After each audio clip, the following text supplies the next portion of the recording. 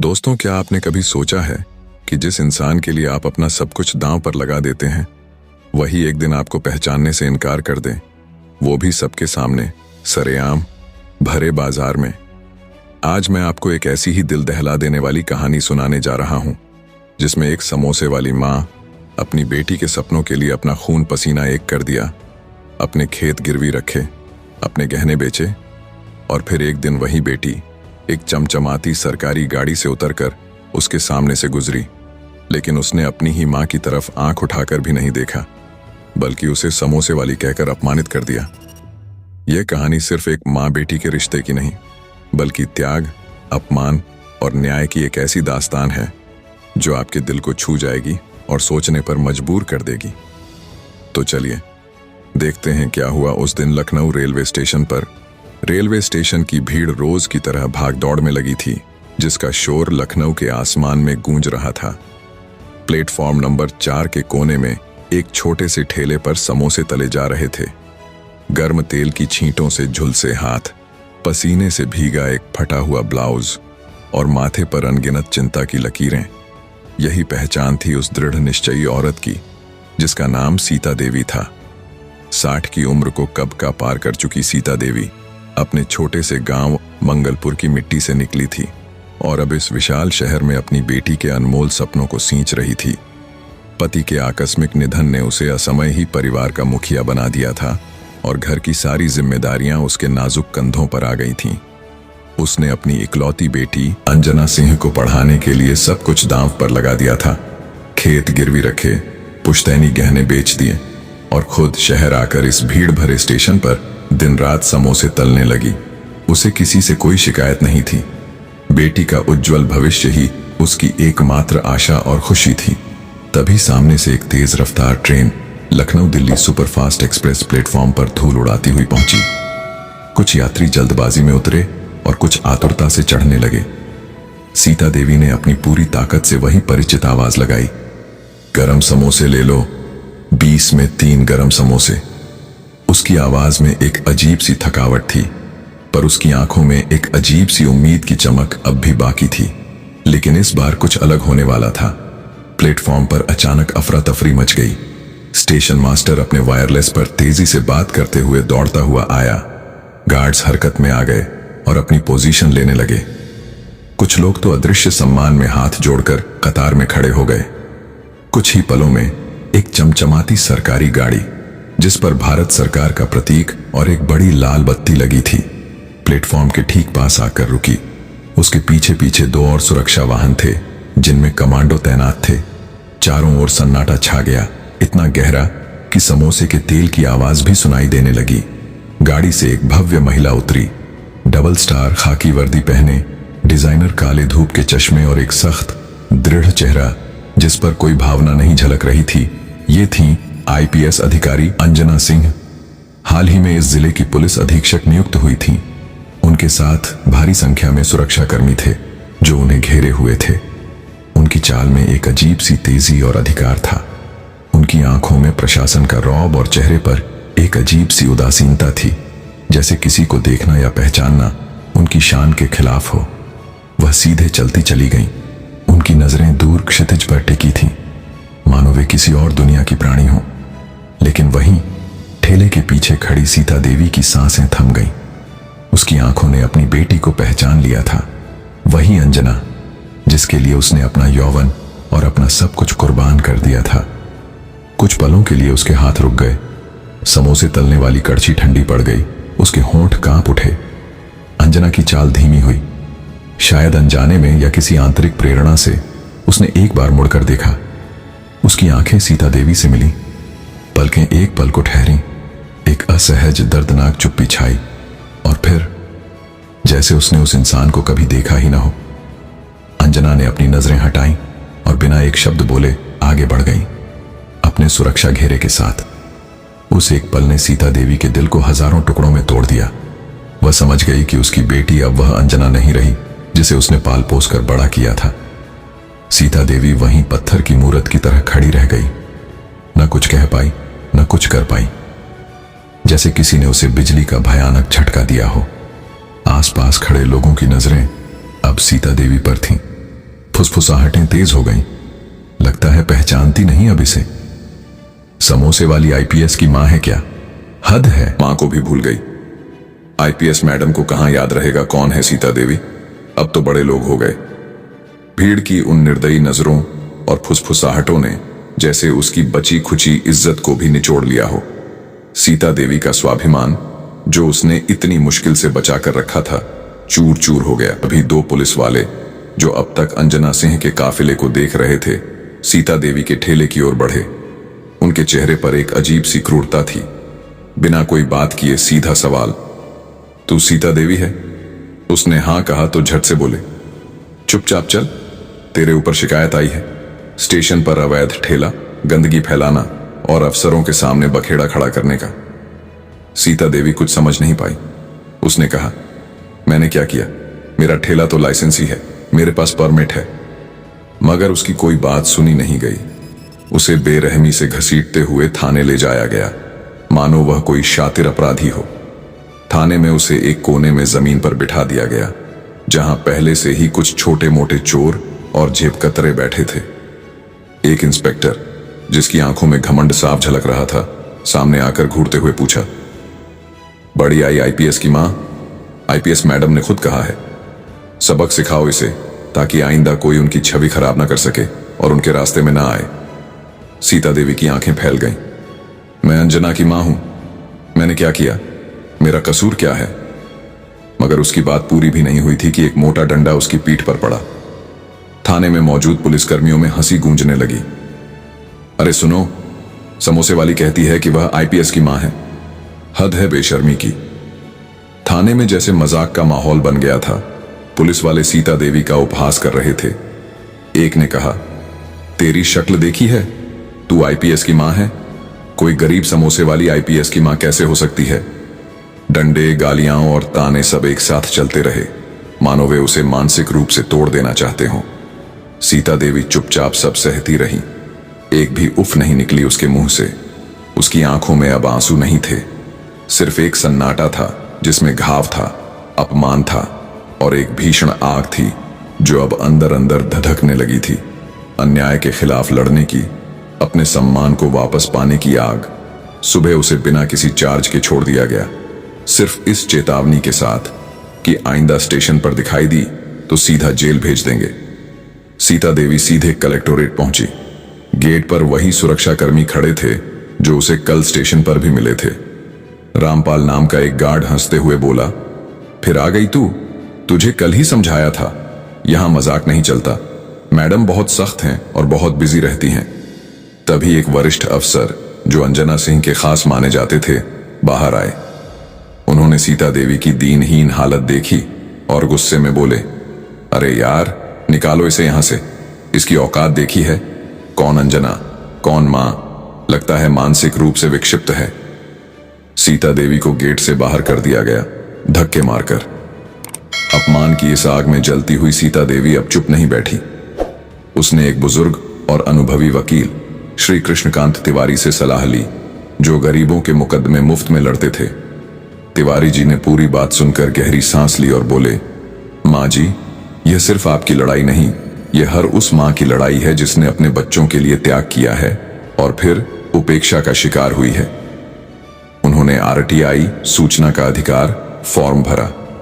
सवाल सीधा और स्पष्ट था, क्या डॉमी अंजना सिंह, जो इस जिले की पुलिस अधीक्षक हैं, ने अपने सेवा रिकॉर्ड में अपनी माता का नाम और पारिवारिक पृष्ठभूमि का सही उल्लेख किया है? यदि हां, तो कृपया मेरी बेटी डॉ अंजना सिंह की प्रवेश परीक्षा के आवेदन पत्र की एक प्रति उपलब्ध कराएं, जिसमें उनके माता पिता का विस्तृत विवरण दर्ज हो।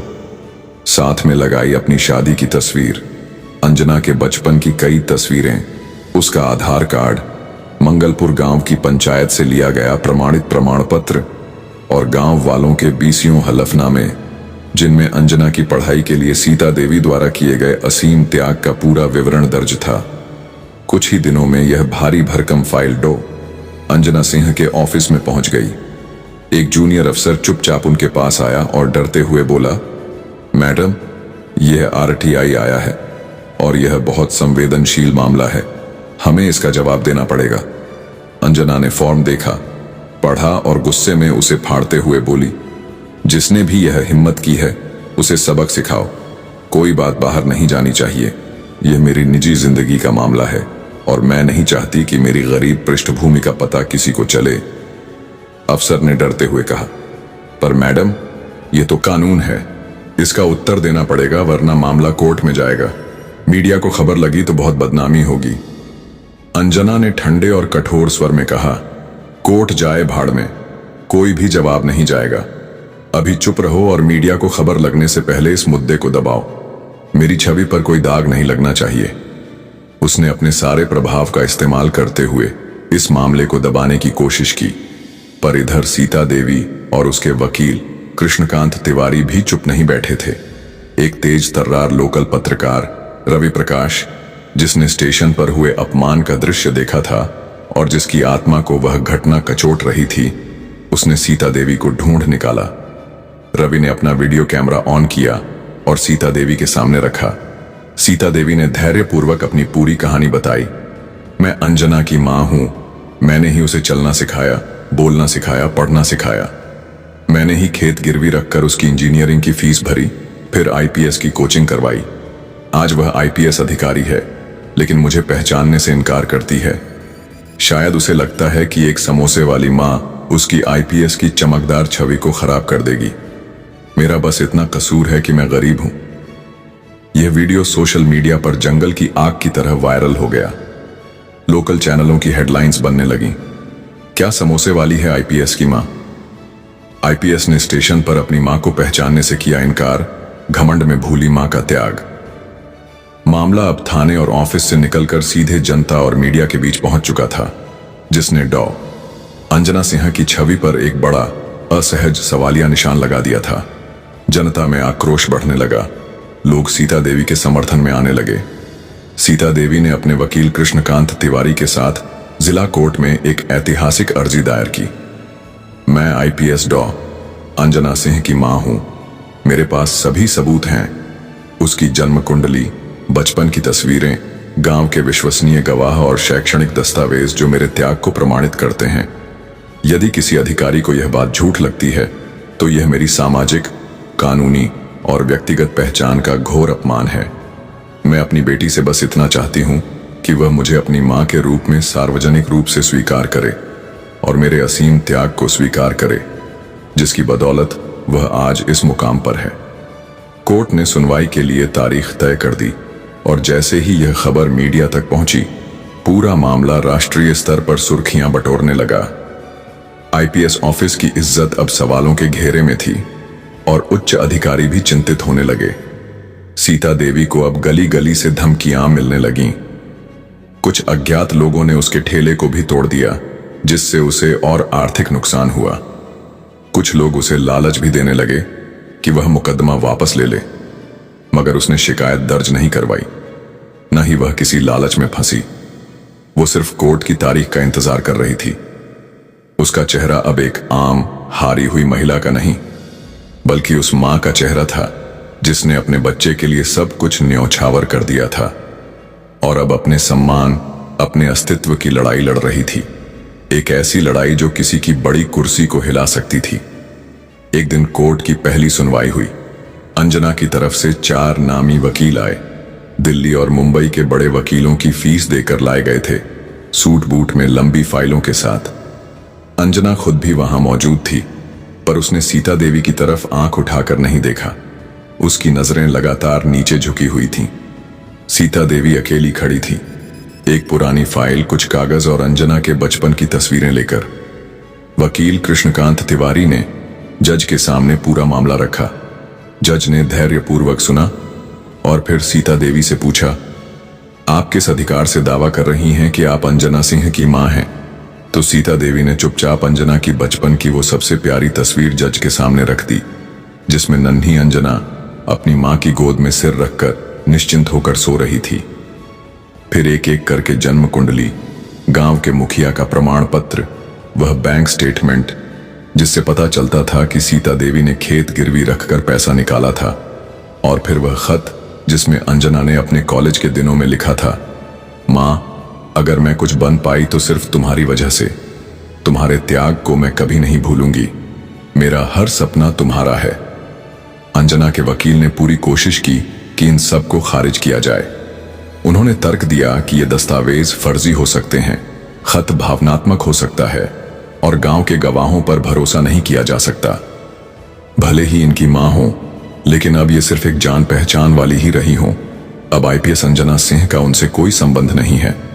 मैडम का जीवन अब अलग है। लेकिन जब कोर्ट ने गवाहों को बुलाया, गांव के प्रधान, गांव की पुरानी शिक्षिका जिसने अंजना को पहली कक्षा में पढ़ाया था, यहां तक कि वह व्यक्ति जिसने अंजना को दिल्ली में आईपीएस कोचिंग सेंटर में पढ़ाया था, तब एक एक करके सच खुलने लगा।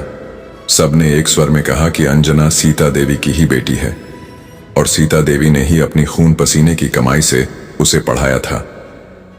पूरे गांव ने देखा था कि सीता देवी ही वो इंसान थी जिसने अंजना की पढ़ाई के लिए अपनी हर ख्वाहिश को कुचल दिया था, अपने हर सुख का त्याग कर दिया था। जज के चेहरे पर हैरानी और थोड़ी नाराजगी थी, लेकिन वह कुछ नहीं बोले। बस अगली सुनवाई की तारीख तय कर दी, जो 1 हफ्ते बाद की थी। अगली बार मीडिया कोर्ट के बाहर खड़ी थी, मानो किसी बड़े राष्ट्रीय इवेंट का इंतजार हो। कैमरों की फ्लैश लाइट्स लगातार चमक रही थीं। जैसे ही अंजना सरकारी गाड़ी से उतरी, कैमरे उस पर टूट पड़े। सवाल उछलने लगे। उसके चेहरे पर तनाव साफ दिख रहा था। उसकी रातें नींद में नहीं बल्कि चिंता में कटी थीं। आंखों के नीचे गहरे काले घेरे थे। वहीं सीता देवी एक पुरानी धुली हुई साड़ी और घिसे हुए चप्पल में कोर्ट परिसर में दाखिल हुई। लेकिन उसकी चाल में अब डर नहीं था, बल्कि एक शांत दृढ़ता और आत्मविश्वास था। आज वह अपनी बेटी को उसके सामने ही चुनौती देने आई थी।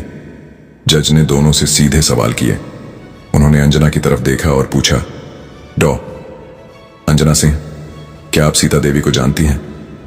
अंजना ने एक बार फिर कहा, मैं सीता देवी को नहीं जानती। इस बार उसकी आवाज में आत्मविश्वास कम और घबराहट ज्यादा थी। उसकी आवाज लड़खड़ा रही थी। तभी सीता देवी ने अपनी जेब से एक पुरानी मुड़ी टुड़ी डायरी निकाली। उसमें दर्ज थी अंजना की अपनी हैंडराइटिंग में लिखी हुई वो आखिरी चिट्ठी, जो उसने कोचिंग सेंटर से आईपीएस इंटरव्यू के ठीक पहले लिखी थी। मां, मैं आज आईपीएस के इंटरव्यू देने जा रही हूं। तूने मुझे यहां तक पहुंचाया है। तेरा त्याग ही मेरी ताकत है। बस दुआ करना मैं पास हो जाऊं। अगर मैं पास हो गई तो सबसे पहले तुझे नए कपड़े दिलाऊंगी, तेरा ठेला बंद करवा दूंगी और तुझे अपने साथ रखूंगी। तू अब आराम करेगी मां। कोर्ट में सन्नाटा था। हर कोई उस चिट्ठी के शब्दों को सुन रहा था जो अंजना के ही हाथ से लिखे गए थे। अंजना की आंखें नीचे झुक गईं, उसके चेहरे का रंग उड़ गया और उसकी आंखों से पहली बार आंसू झलक रहे थे। शर्मिंदगी, पश्चाताप और अपने किए पर गहरे पछतावे के आंसू। जज ने फैसला सुरक्षित रख लिया। उन्होंने कहा कि वे सभी सबूतों और बयानों पर विचार करने के बाद ही कोई निर्णय देंगे। फैसले के दिन कोर्ट खचाखच भरा हुआ था। तिल धरने की जगह नहीं थी। मीडिया के अलावा आम जनता भी बड़ी संख्या में मौजूद थी। जज ने फैसला सुनाना शुरू किया। उनकी आवाज में गंभीरता थी।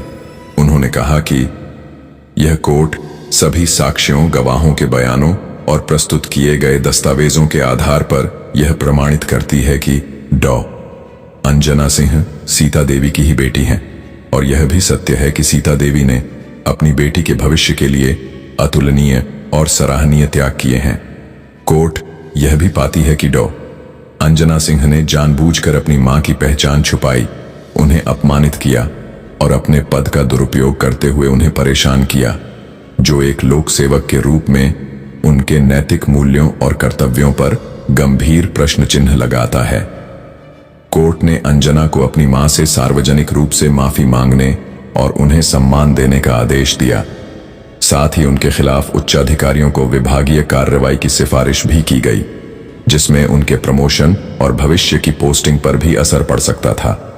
यह फैसला न सिर्फ सीता देवी की जीत थी, बल्कि हर उस मां के सम्मान की जीत थी जिसने अपने बच्चों के लिए त्याग किया था।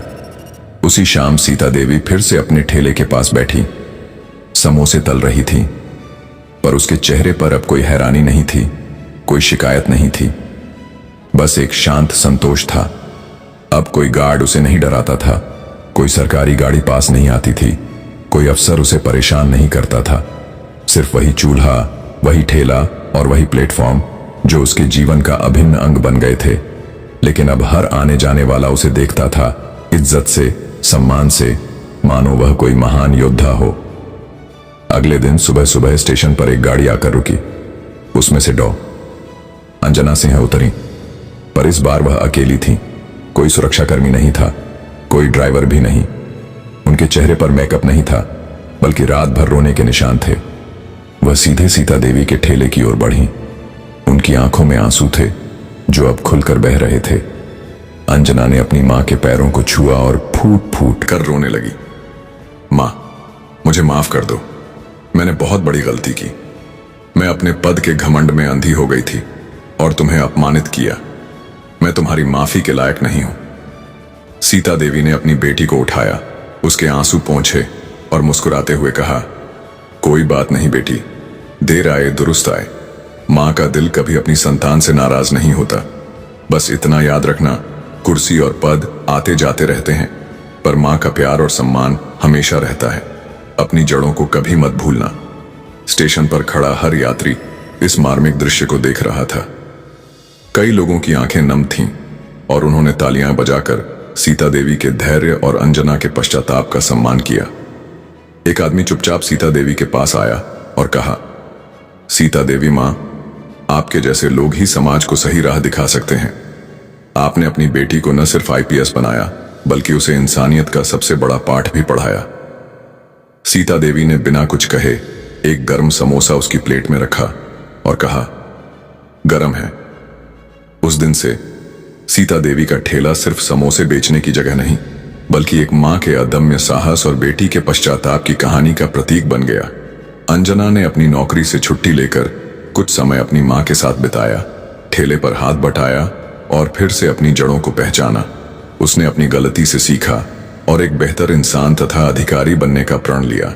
ये कहानी बताती है कि कितनी भी ऊंची उड़ान क्यों न भर लें, अपनी जड़ों और रिश्तों को कभी नहीं भूलना चाहिए। तो दोस्तों, आपको यह कहानी कैसी लगी? अगर अच्छी लगी हो तो प्लीज हमारे चैनल को सब्सक्राइब और वीडियो को एक लाइक जरूर कर दीजिए, जिससे हमारा हौसला और भी बढ़ता रहे। धन्यवाद।